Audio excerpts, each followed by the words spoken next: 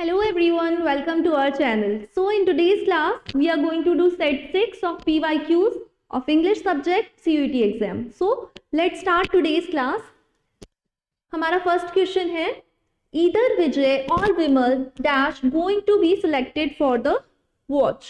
Okay, either Vijay or Vimal going to be selected for the watch. तो हमें बताना है कि इस blank में क्या आएगा. हमारे पास options हैं has, is, have been, are. Okay, so what will come in the option?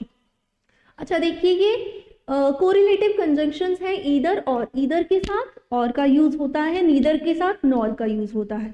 जब हमें पॉजिटिव ऑप्शंस दिए गए होते हैं तो हम ईदर के साथ और का यूज करते हैं सेंटेंस में. ओके, तो यहाँ पे ऑप्शन है या तो विजय या तो विमल.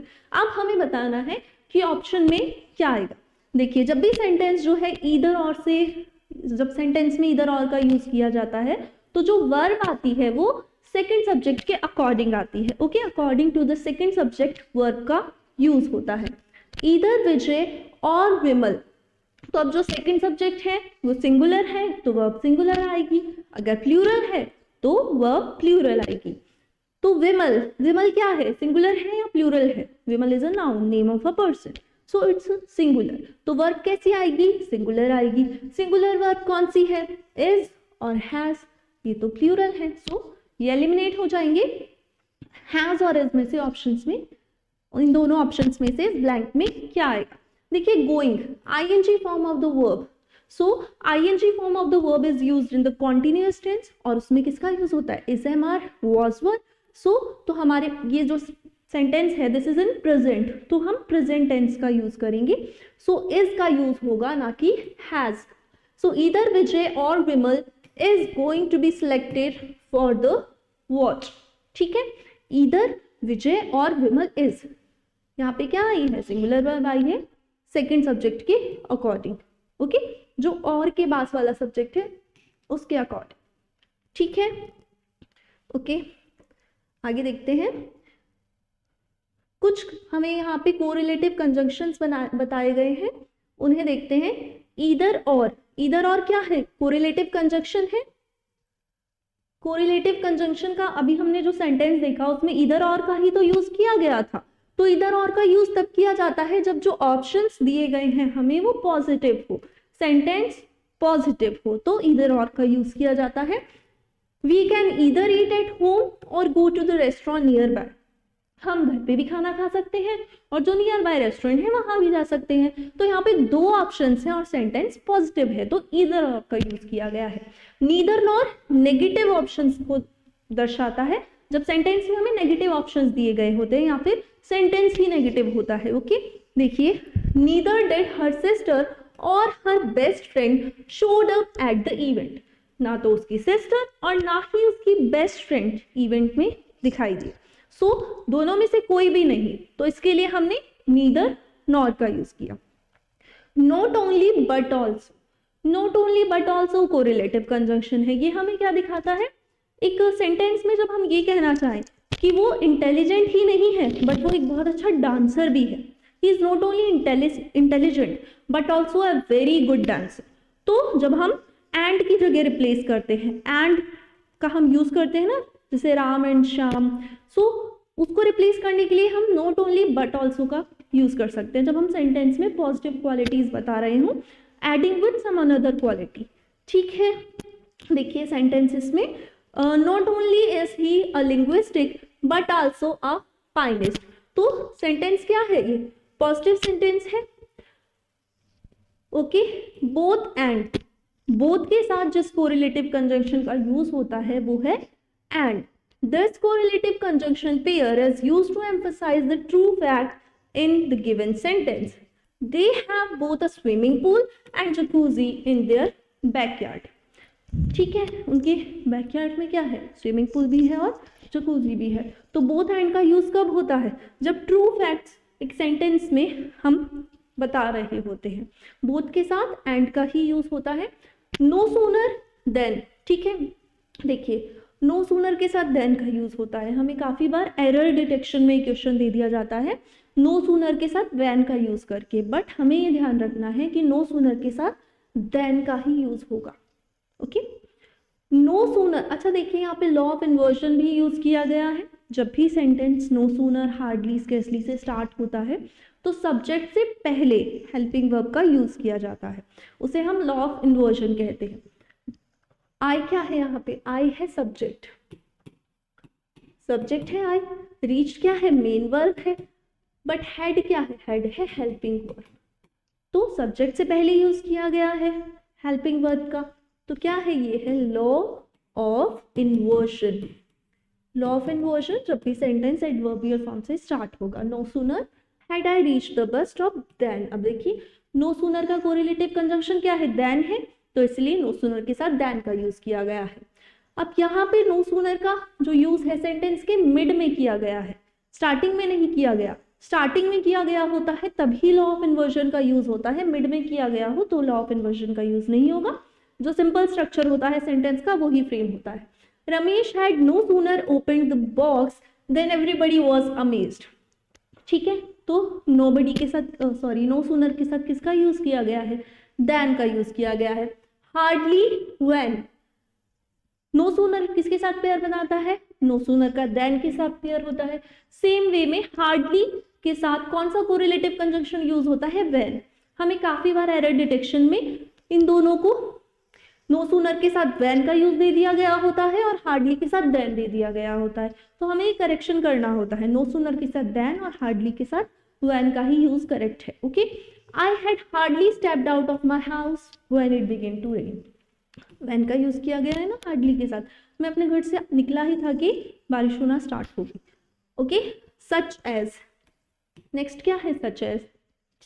सच people as play false should be avoided. He is not such a fool as you think him to be। ठीक है, वो इतना भी फूल नहीं है जितना तुम उसे समझते हो। सच एज, सच के साथ क्या पेयर बनाता है, एज। अच्छा, rather than, I would rather resign than take a part in such a dishonest deal। ठीक है, इस डिसऑनेस्ट डील का पार्ट बनने से तो बेहतर है कि मैं रिजाइन दे दूं, रादर देन। ठीक है, नेक्स्ट सच दैट, सच के साथ दैट का भी यूज होता है। Such was Edward's love for his wife that he sacrificed even his crown for her. Such के साथ दैट का यूज, सच के साथ एज का यूज, रादर के साथ देन का यूज। ये हमें याद रखने हैं, ये जो कोरिलेटिव कंजंक्शंस हैं, rather than, such as, such that, either or, neither nor, no sooner than. Okay, इन्हें हमें याद रखना है। The same as, the same के साथ एज का यूज होता है और दैट का भी यूज होता है। The same as, the same that, as so, so that. Okay, correlative conjunctions है, इन्हें हमें याद रखना है। सेंटेंस में एरर्स से रिलेटेड जो क्वेश्चंस होते हैं वो हमसे पूछे जाते हैं। नेक्स्ट देखते हैं, नेक्स्ट क्वेश्चन है the two brothers share the property dash themselves. जो दो ब्रदर्स हैं उन्होंने शेयर की प्रॉपर्टी। ओके, कैसे शेयर की, एक दूसरे के बीच में प्रॉपर्टी शेयर की होगी दोनों ब्रदर्स ने, तो ऑप्शन में क्या आएगा, beside, amidst, between, among, what will be the correct answer। ठीक है, देखिए beside का यूज कब होता है, जब हम कहते हैं ना like someone is standing beside me, किसी के साइड में होना। ठीक है, किसी के बगल में होना, किसी के साइड में। Okay, beside. एक वर्ड और है बिसाइड्स, बिसाइड्स, इसका मीनिंग क्या होता है, ये बिसाइड है, ये बिसाइड्स है, इसमें एस ऐड किया गया है, तो बिसाइड्स मीन्स किसी चीज के अलावा। ओके, रादर देन जो अभी हमने वर्ड पढ़ा था, apart from something. Okay, apart from. Okay, besides, beside और बिसाइड्स दोनों ही वर्ड अलग है। बिसाइड मीन्स होता है साइड में, और बिसाइड्स जब एस लग जाता है तो इसका मीनिंग होता है के अलावा, किसी चीज के अलावा, अपार्ट फ्रॉम समथिंग। ओके, तो the two brothers shared the property, यहाँ पे साइड आएगा क्या, बिसाइड आएगा क्या, यहाँ पे बिसाइड का तो कोई सेंस ही नहीं बन रहा है यहाँ पे। Amidst, amidst means in the middle of something. Okay, in the middle, बीच में। ओके, एमिड्स, बिटवीन और अमंग, ये क्या दिखाते हैं? डिस्ट्रीब्यूशन दिखाते हैं, डिस्ट्रीब्यूशन। अमंग एंड बिटवीन क्या शो करते हैं? डिस्ट्रीब्यूशन शो करते हैं। अमंग शो करता है distribution among many people, among more than 2 people, okay. और बिटवीन शो करता है डिस्ट्रीब्यूशन 2 लोगों के बीच में, ठीक है। My brother and I divided the chocolate between us, तो जब 2 लोगों के बीच में कोई चीज़ का, किसी भी चीज़ का डिस्ट्रीब्यूशन हुआ है तो हम बिटवीन का यूज़ करते हैं, और जब 2 से ज़्यादा के बीच में डिस्ट्रीब्यूशन होता है तो हम अमंग का यूज़ करते हैं generally. The 2 brothers share the property, अब बताइए यहाँ बिटवीन आएगा या फिर अमंग आएगा? 2 brothers हैं तो 2 के लिए अभी हमने देखा बिटवीन का यूज़ किया जाता है, so the B option is the correct one, between themselves. The 2 brothers shared the property between themselves. Okay. Next देखते हैं, most children dash ice cream. Most children, बहुत सारे बच्चों को, ज़्यादातर बच्चों को क्या पसंद होती है? आइसक्रीम पसंद होती है। कैसा सेंटेंस है ये? Most children dash ice cream, routine action का है ना? बच्चों को आइसक्रीम पसंद होती है, it's a routine action. So जो भी रूटीन एक्शन के सेंटेंसेस होते हैं they are always in the present simple tense. तो ठीक है, ये कौन से टेंस में होगा? प्रेजेंट सिंपल टेंस में होगा। क्यों होगा? Because it is showing a routine action. So what will come in this? Black. अच्छा ठीक है, मैंने ये आपको बता दिया कि ये प्रेजेंट सिंपल है, तो प्रेजेंट सिंपल में वर लाइकिंग या आर लाइकिंग तो आएगा नहीं। वर लाइकिंग आता है पास्ट कॉन्टिन्यूअस में, आर लाइकिंग आता है प्रेजेंट कॉन्टिन्यूअस में। हमारे पास बचे हैं 2 options, option A and option B. Option A is likes, option B is like.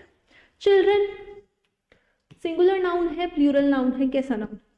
जब हम चिल्ड्रन की बात कर रहे हैं तो हम ग्रुप की बात कर रहे हैं, एक चिल्ड्रन की बात नहीं, मतलब एक बच्चे की बात नहीं कर रहे हैं। चिल्ड्रन ऑटोमेटिकली यही वर्ड है, प्लूरल है जब एक से ज्यादा होते हैं। एक को हम चाइल्ड बोलते हैं, ओके, और एक से ज्यादा को हम चिल्ड्रन बोलते हैं, एक से ज्यादा बच्चों को हम चिल्ड्रन बोलते हैं, एक को हम चाइल्ड बोलते हैं। तो सिंगुलर प्लूरल नाउन है तो कैसी वर्ब आएगी? सिंगुलर वर्ब आएगी या प्लूरल वर्ब आएगी? लाइक्स क्या है? सिंगुलर वर्ब है। लाइक क्या है? प्लूरल वर्ब है। What will come in this option? Most children likes ice cream या फिर most children like ice cream? Yes, so the correct option is option B, like. Plural noun, उसके साथ क्या आएगा? प्लूरल वर्ब आएगी। सो लाइक्स क्या है? सिंगुलर है, लाइक प्लूरल है, और चिल्ड्रन क्या है? चिल्ड्रन तो प्लूरल नाउन है, तो इसलिए यहाँ पे लाइक का यूज होगा। Most children like ice cream, so option B is the correct one.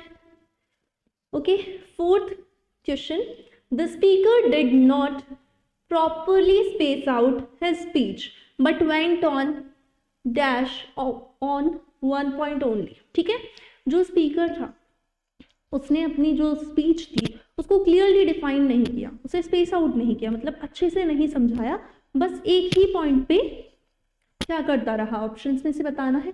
Decry, decry means to L, चिल्लाना, एक ही पॉइंट पे चिल्लाता रहा, एक ही पॉइंट पे डिवोट करना यानी कि समर्पित करना, सरेंडर करना, एक ही पॉइंट को समर्पित कर दी उसने अपनी स्पीच। अवॉइड कर दिया उसने, went on avoiding one point only, एक ही पॉइंट को अवॉइड करता रहा, अवॉइड मीन्स इग्नोर करना, या फिर एक ही पॉइंट पे स्ट्रेस आउट करता रहा यानी कि एक ही पॉइंट पे फोकस करता रहा, एक ही पॉइंट पे जोर डालता रहा। सो क्या आएगा? The speaker did not properly space out his speech but went on dash one point only। एक ही पॉइंट पे, ऑब्वियसली एक ही पॉइंट पे फोकस करता रहा, उसने अपनी स्पीच को उसने अपनी स्पीच को स्पेस आउट नहीं किया, अपनी स्पीच को क्लियरली डिफाइन नहीं किया, बल्कि वो एक ही पॉइंट पर कॉन्टिन्यूसली फोकस करता रहा, एक ही पॉइंट पर स्ट्रेस करता रहा। So stressing, option number A is the correct one, but went on stressing one point only, एक ही पॉइंट पर लगातार जोर देता रहा। Okay, next question is supposing blank what should I do? What should I do supposing blank? So what will come in this blank? Options are if he comes, in case he will come, he comes, if he will come. Okay, so it's in what should I do, I do, it's present interrogative है, ठीक है. what should I do, बताइए क्या आएगा option में. देखिए जब supposing का यूज होता है, सपोज का जब यूज किया जाता है तो उसके साथ इफ का यूज नहीं किया जाता, ये सुपरफ्लुअस एरर हो जाती है. ओके, बिकॉज ये दोनों ही वर्ड जो है सेम सेंस देते हैं. सपोज मीन्स सपोज करना, मानना किसी भी चीज को, तो ये क्या है, पॉसिबिलिटी दिखाता है. ओके, पॉसिबिलिटी दिखा रहा है ये. इफ, अगर, ये भी क्या पॉसिबिलिटी शो कर रहा है. ठीक है, जब दोनों ही वर्ड सेम है, पॉसिबिलिटी शो कर रहे हैं, तो दोनों वर्ड का यूज एक साथ एक सेंटेंस में नहीं होगा. वो कौन सी एरर होगी, सुपरफ्लुअस एरर होगी. तो सपोजिंग के साथ इफ नहीं आएगा और इफ नहीं आएगा सपोजिंग के साथ. Okay, in case he will come. अच्छा, इन केस भी तो हमें पॉसिबिलिटी ही शो कर रहा है, पॉसिबिलिटी शो कर रहा है ना. In case he will come, तो पॉसिबिलिटी शो कर रहा है, मान लो कि वो आ जाए किसी केस में. Okay, supposing blank what should I do, तो पॉसिबिलिटी शो कर रहा है. इन केस, इफ और इन केस दोनों ही पॉसिबिलिटी शो कर रहे हैं, तो इनका तो यूज नहीं होगा. हमने ऑप्शन एलिमिनेट कर दिए, एक ही बचा हमारे पास option C. Supposing he comes, okay, supposing he comes what should I do. So correct answer is option number, option C. He is a man of honour. अच्छा, मीनिंग बताना है, जो कि इस ईडियम का ऑप्शन कौन सा है जो कि इस ईडियम का करेक्ट मीनिंग बताता है. Man of honour, honour means, honour means respect. Okay, man of honour किसे कहा जाएगा, a person of whom one is extremely proud of, an idiot person, a respectable person, an intelligent person.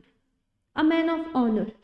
So a man of honor किसे कहेंगे हम, जिसपे कि किसी को बहुत ज़्यादा प्राउड हो, कोई इडियट पर्सन हो, कोई रेस्पेक्टेबल पर्सन हो, या कोई इंटेलिजेंट पर्सन. क्या आएगा ऑप्शंस में से, obviously a man of honour is a respectable person, a refined man. Okay, क्या कह सकते हैं हम, a refined man. A man of honour, a polished man. ठीक है, polished man, refined man. Okay, respectable person, a man of honour, a man of honour, a respectable person. So the correct answer is C, a respectable person. Due to heavy rains water had blank in low lying areas. ज़्यादा बारिश होती है तो क्या होता है, जो water है वो इकट्ठा हो जाता है काफ़ी ज़्यादा एक जगह पर. तो due to heavy rains, heavy rains की वजह से water had blank in low lying areas.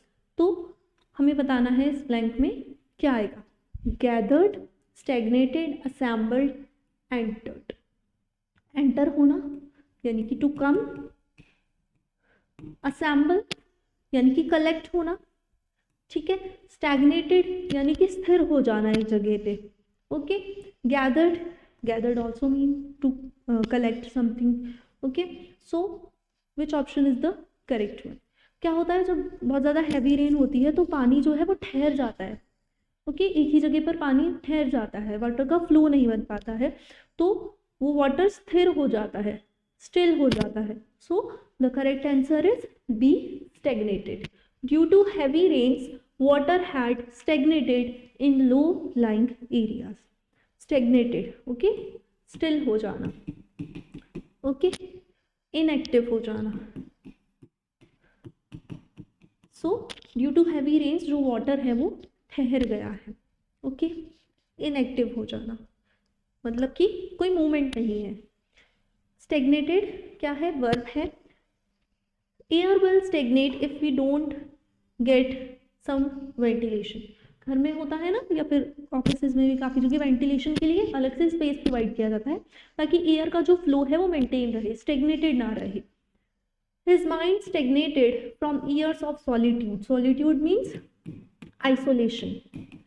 Isolation, एकांतवास, एकांतवास यानी कि अकेले रहना।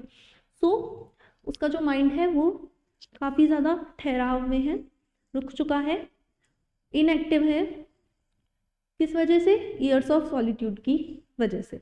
सिनोनिम्स है मोशनलेस होना, cease to flow, okay, lie still, be stagnant, not stir, stand still, inactive, lie idle. ठीक है, कोई मोशन नहीं है, आइडल है। एंटोनिम्स है flow, circulate, grow, Bansal. So this was the word stagnant. Next, she wears spectacle and so she was unable to see the gangster that attacked her last night. Spectacle, spectacle, she wears spectacle। हमें बताना है error किस part में है। Okay, error ए part में है, B में है, सी में है, या फिर नो एरर है। शी wears spectacles, वो spectacles पहनती है, and so she was unable to see gangster that attacked her last night, और इसीलिए वो गैंगस्टर्स को नहीं देख पाई जिन्होंने लास्ट नाइट उस पर अटैक किया। सो एरर बतानी है हमें। Spectacled, first of all spectacled नहीं होता है, it's spectacles, okay, spectacles. And along with that plural form of verb is used, okay, so spectacle नहीं होगा, spectacles होगा। she wears spectacles and so she was unable to see the gangster that attacked her last night। कुछ ऐसे words होते हैं जिनके साथ s का यूज किया ही जाता है, जैसे pants, tongs, spectacles, scissors, binoculars, okay, although वो एक ही हों। क्यों उनके साथ क्यों यूज़ किया जाता है इसका? Because they have two parts, pants में, टोंग्स में, स्पेक्टिकल्स में, बाइनोक्यूलर्स में, they have two portions in them, तो इसलिए उनके साथ एस का यूज़ किया जाता है और वर्ब की प्लूरल फॉर्म का यूज़ किया जाता है। ओके, सो स्पेक्टिकल नहीं आएगा, स्पेक्टिकल्स आएगा। So error lies in the part A, so the option number A is the correct answer. Okay, देखिए, some nouns are always used as plural nouns. It cannot be made singular if we cut s at the end of it. It also looks like plural and also used as plural. ठीक है, scissors, tongs, pliers, pincers, bellows, trousers, pants, pajamas, shorts, gallows, pants, spectacles, spectacles था ना error जो अभी हमारी last question में थी। Goggles, binoculars, sunglasses, arms, amends, archives, areas, auspices, congratulations, embers, thanks. तो ये जो नाउन्स हैं इनके साथ एस का यूज होता ही है, हम एस हटा के सिंगुलर नहीं बना सकते। Okay, where are my pants, where are the tongs, the proceeds were deposited in the bank. So इन नाउन्स के साथ एस का यूज होगा, एस हटा के हम सिंगुलर नहीं बना सकते। ओके, स्पेक्टिकल नहीं होगा, स्पेक्टिकल्स होगा। ओके, सो सेंटेंस हमें रीअरेंज करना है। सेंटेंस रीअरेंजमेंट का क्वेश्चन है ये। Also excluded are people whose families, also excluded, अच्छा ऑल्सो है यहाँ पे, तो क्या ये स्टार्टिंग हो सकती है? मतलब ऑल्सो से पहले भी तो कुछ होगा ना। ऑल्सो का यूज़ किस लिए किया जाता है? तब हम किसी पहले सेंटेंस से दूसरे सेंटेंस को कनेक्ट कर रहे होते हैं, तब हम ऑल्सो का यूज़ करते हैं। तो ऑल्सो तो स्टार्टिंग सेंटेंस नहीं हो सकता। ओके, पेयर देखते हैं हम।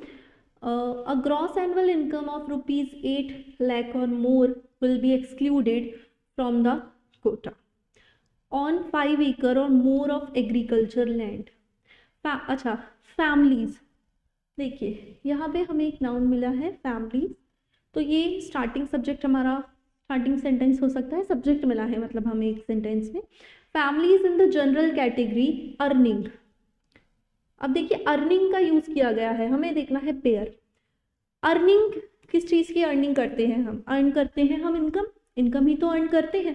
तो अर्निंग किससे कनेक्ट होगी? ग्रॉस एनुअल इनकम से कनेक्ट होगी।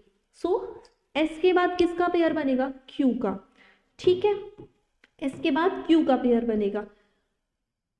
Families in the general category earning a gross annual income of rupees 8 lakh or more will be excluded from the quota. So S के बाद Q का पेयर हम option में देखेंगे, किस ऑप्शन में S के बाद Q का पेयर? इसमें तो नहीं है, इसमें है, इसमें भी नहीं है और इसमें भी। सो ऑप्शन बी और डी में S के बाद Q का पेयर है। ठीक है, अब हम आगे देखते हैं। ऑल्सो, अब देखिए, अब हम यहाँ पे P का यूज कर सकते हैं। कैसे यूज कर सकते हैं कि अब हमने एक सेंटेंस में बता दिया कि फैमिलीज जो हैं जनरल कैटेगरी की, जो कि अर्न करती हैं ग्रॉस एनुअल इनकम 8 लाख या उससे ज़्यादा, वो इस कोटा से एक्सक्लूडेड है। और इनके साथ ही, तो अब जो नेक्स्ट कनेक्शन हमें मिल गया ऑल्सो, यहाँ पे Q के बाद P का यूज होगा, फ्रॉम द कोटा ऑल्सो। तो अब हमें ऑप्शन में देखना है कि Q के बाद P का यूज कहाँ किया गया है।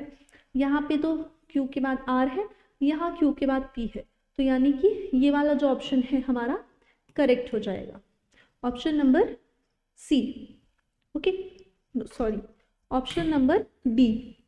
डी में यूज किया गया है, S के बाद Q और Q के बाद P, ऑप्शन नंबर डी में यूज किया गया है। अब हम देखते हैं, families in the general category earning a gross annual income of rupees 8 lakh or more will be excluded from the quota.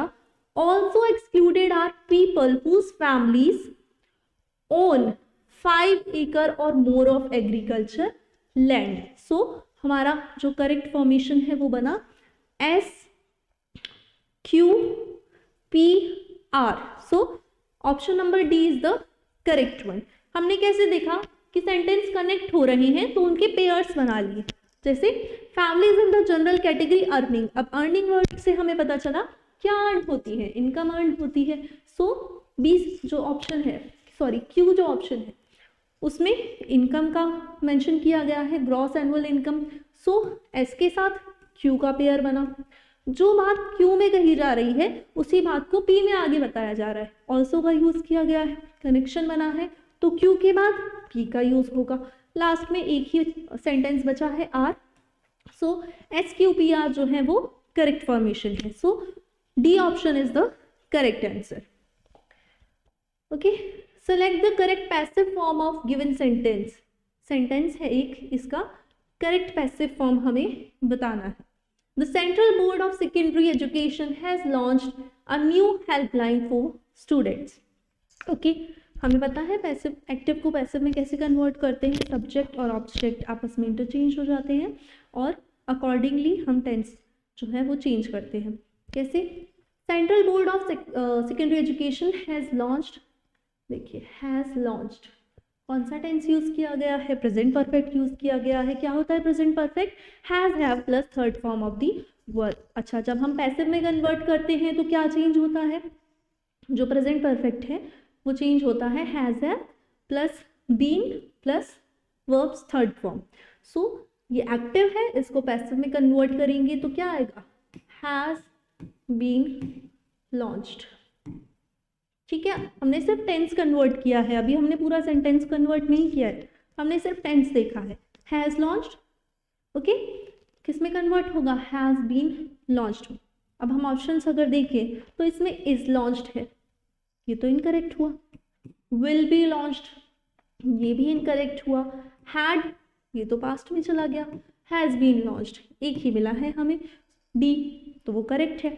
बस हम टेंस को भी चेंज करके ऑप्शंस एलिमिनेट कर सकते हैं, जिससे कि हम करेक्ट आंसर का पता लगा सकते हैं। A new helpline for students has been launched by the Central Board of Secondary Education. ठीक है, क्या था हमारा question? Central Board of Secondary Education has launched a new helpline for students. इसे पैसिव में कन्वर्ट करना है, सब्जेक्ट ऑब्जेक्ट इंटरचेंज हो जाएंगे, टेंस चेंज हो जाएगा।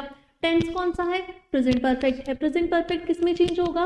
Has have plus been plus third form of the verb. Okay, so हमने option eliminate कर दिए, हमारे पास लास्ट ऑप्शन जो है वो करेक्ट आंसर बचा है। A new helpline for students has been launched by the Central Board of Secondary Education, so D is the correct answer. Synonym बताना है एक्साइल का। Exile, what is the meaning of this word exile? Exile, बाहर निकाल देना किसी को, okay. Exile यानी कि सेपरेट कर देना, निकाल देना। Expel, rooted, stay, keep. Synonym बताना है, synonym means similar word. Expel, rooted, stay, keep, which option is the correct one?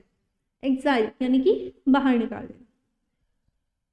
देखिए, कीप मीन्स रखना, स्टे मीन्स रहना, रूटेड मीन्स जुड़े हुए होना किसी चीज से, और रूटेड का एक और मीनिंग होता है to be impressed by something, ठीक है। रूटेड जुड़े हुए होना, from the roots with something. So expel, this word means to exclude someone, ठीक है, to take out someone. So option A is the correct one. Expel यानी कि किसी को बाहर निकाल देना, बैनिशमेंट, डिस्प्लेस कर देना, ओके। डिस्प्लेस, एक्साइल कर देना, बाहर निकाल देना, एक्सपेल कर देना, डिस्प्लेस कर देना, बैनिश कर देना। So the correct option is option A, okay. Option A is the correct answer. Synonyms क्या है इसके एक्साइल के? Banishment, diaspora, dispersion, displacement, exclusion, exclude कर देना, okay. Expatriation, expulsion, extradition, migration, separation, ये सब क्या है? ये सब है सिनोनिम। सिनोनिम किसके? एक्साइल के, ओके। एंटोनिम्स, इंक्लूजन, एक्सक्लूजन क्या था? सिनोनिम था, ठीक है, बाहर निकाल देना, एक्सक्लूड कर देना। एंटोनिम क्या हो गया? इंक्लूड कर लेना। वेलकमिंग, रेपेट्रेट, एडमिट, शेल्टर देना किसी को, टेक इन कर लेना, ये सब क्या है? एंटोनिम है। एक्साइल का मीनिंग क्या हुआ? सेपरेशन, एक्सक्लूड करना किसी को, डिस्प्लेस करना। और एंटोनिम्स क्या हुए? इंक्लूड करना, एडमिट करना, शेल्टर देना, ओके। रेस अगेंस्ट टाइम, इसका मीनिंग बताना है हमें। Race against time, a situation in which something must be done before a particular point of time, no time, an event, a small duration. Race against time यानी कि समय से race करना, time से रेस करना, रेस अगेंस्ट टाइम। क्या आएगा इसमें? कौन सा ऑप्शन जो है वो करेक्ट होगा? A situation in which something must be done before a particular point of time, no time, an event, a small duration. Race against time means अब ये डेडलाइन है, इस डेडलाइन पे ये काम हो जाना चाहिए, okay. This deadline should not be crossed, should not be exceeded. So option A is the correct one. A situation in which something must be done before a particular point of time. आपको एक deadline दे दी गई है कि इससे पहले ये काम हो जाना चाहिए, तो race against time, a situation in which something must be done before a particular point of time. एक particular time, point of time से पहले कोई चीज हो जानी चाहिए, उसे हम क्या कहेंगे? उसे हम कहेंगे race against time, okay. Race against time के सिनोनिम है climax, critical point, crux, culmination, juncture, twist. Synonyms, antonyms है हैव अ रेस्ट, आराम से करना, किसी काम को पूरा प्रॉपर टाइम होना, किसी काम को करने के लिए lots of time, plenty of time, तो ये सब क्या है? एंटोनिम्स है, okay. Incapable of being approached, one word बताना है, इनकैपेबल ऑफ बीइंग अप्रोच्ड, जिसे अप्रोच ना किया जा सके, जिसे अप्रोच कर पाना कैपेबल ना हो, okay. Inaccessible, inadmissible, irresistible, illegal, okay. So अब हमें बताना है कि which option is the correct one.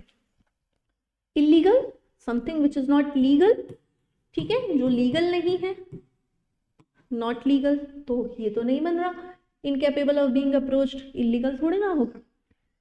Irresistible, resist करना यानी कि रोकना, और इररेजिस्टेबल जिसे रोका ना जा सके, something which can not be controlled, ठीक है, इररेजिस्टेबल, जिसे रोका नहीं जा सकता।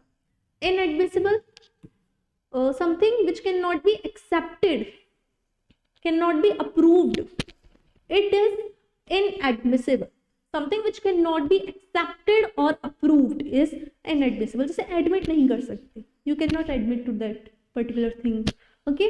इनएक्सेसिबल, जिसे आप एक्सेस नहीं कर सकते, जहां तक आप पहुंच नहीं सकते। सो इनकैपेबल ऑफ बीइंग अप्रोच्ड, कौन सा ऑप्शन होगा? Option number A, inaccessible, something which can not B accessed, जहां पे पहुंच नहीं सकते, incapable of being approached, okay. Inaccessible के सिनोनिम्स हैं डिस्टेंट, दूर है कोई चीज, okay. Impossible, remote, unattainable, unavailable, unreachable, जिसे रीच नहीं कर सकते, अटेन नहीं कर सकते, अवेल नहीं कर सकते। Close, friendly, near, near by, warm, these are the antonyms of the word inaccessible. Okay, question number D is proficient public speaker. एक बहुत ही प्रोफिशिएंट पब्लिक स्पीकर है, वन वर्ड बताना है, क्या कहेंगे हम उसे? Proficient public speaker. Curator, orator, narrator, arbitrator. Arbitrator कौन होते हैं? जब भी दो लोगों में डिस्प्यूट हो जाता है तो उससे सॉल्व करवाते हैं कोई पर्सन, उन्हें हम आर्बिट्रेटर कहते हैं। मीडियोकर होते हैं जो कि दो लोगों का डिस्प्यूट सॉल्व करवाते हैं। तो ये तो नहीं हुआ ऑप्शन करेक्ट। नरेटर, जो नरेट करते हैं, क्या नरेट करते हैं, क्या बताते हैं? Stories, okay. नरेटर जो कि स्टोरीज बताते हैं, पोएम्स बताते हैं, वो नरेटर कहलाते हैं। Curator, curator person who looks after the museum, जो ऐसी चीजों की देखभाल करते हैं, उनकी जॉब होती है to look after such things. मतलब म्यूजियम्स या जूस की देखभाल करना उनकी जो जॉब होती है, तो ऐसे पर्सन को हम क्या कहते हैं? क्यूरेटर कहते हैं। सो तीनों ही ऑप्शंस एलिमिनेट हो गए। आर्बिट्रेटर जो दो लोगों के डिस्प्यूट को सॉल्व करवाते हैं, नरेटर जो नरेट करते हैं यानी कि बोलते हैं स्टोरीज वगैरह, और क्यूरेटर जो कि म्यूजियम वगैरह की देखभाल करते हैं। सो ए, सी एंड डी करेक्ट नहीं हो सकते। Correct is D, orator means proficient public speaker, जो कि बहुत ही अच्छा पब्लिक स्पीकर है। क्या है वो? Orator. So one word for that is orator. Orator, a proficient public speaker is called as orator. Lecturer, preacher, public speaker, declaimer, okay, ये सब क्या है? synonyms है for the word orator, ठीक है। demagogue, spokesperson, ठीक है। spellbinder, a proficient public speaker, orator, okay। next question is he dash his living by hard work. Hard work से वो अपनी जो लिविंग है वो चलाता है। तो अर्न करता है, विन करता है, क्रिएट करता है या एबल, क्या करता है वो? he dash his living by hard work. he enables, able यानी कि एबिलिटी होना किसी भी चीज के लिए। I am able to do that work, so I am having that ability for doing that particular work. तो he ables his living by hard work, नहीं, करेक्ट नहीं है। क्रिएट, क्रिएट करना, तो वो क्रिएट करता है his living by hard work. वो विन करता है, जीतता है his living by hard work, या वो अर्न करता है? ही earns his living by hard work. Earn करना यानी कि कमाना किसी चीज को, तो वो जो अपनी लिविंग है यानी कि जो भी उसकी लाइफस्टाइल है उसको कैसे अर्न करता है? By hard work. So option number A is the correct one, earn करना, ओके। अर्न यानी कि गेन करना, ओके। अर्न करना means to gain, to realise, gross, net, make, collect, acquire, acquire करना, अर्न करना, गेन करना, okay. Antonyms are spend, loss, consume, exhaust, throw away, cost, ठीक है। So the antonyms of earn are spend करना, ठीक है, consume करना, exhaust करना, थ्रो अवे करना। So he earns his living by hard work. So it was all about today. Thank you so much for joining with us.